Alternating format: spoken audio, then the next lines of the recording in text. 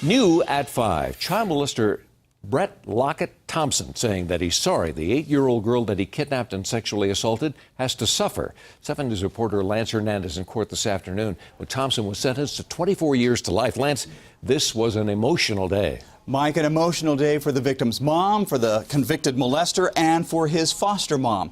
Now, Bret Thompson kidnapped an 8-year-old Denver girl in June of 2011, drove her to Aurora, molested her, then drove her back to Denver. The girl's mom says the assault has permanently changed her daughter. He did tell me that he was very ashamed. Sylvia Luckett telling 7 News after the sentencing that her foster son Bret expressed remorse to his 8-year-old victim immediately after he assaulted her in his van, which he'd parked in this garage.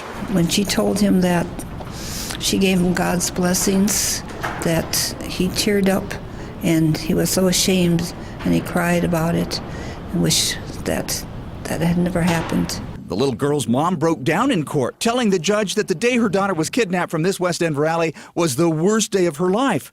She says her daughter was a happy, trusting person, but is now the opposite. She said her daughter gets scared whenever she sees a grown man resembling Thompson.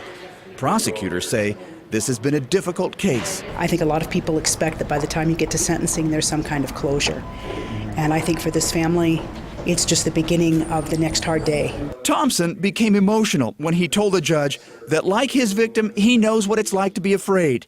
He said he's sorry she has to suffer.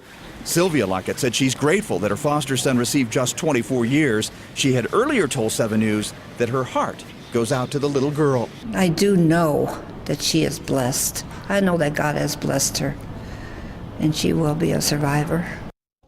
Before imposing his sentence, Judge Morris Hoffman said, "I have never had a case like this, never had a victim who was so resilient."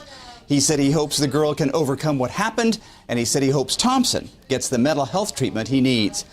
Lance Hernandez, 7 News.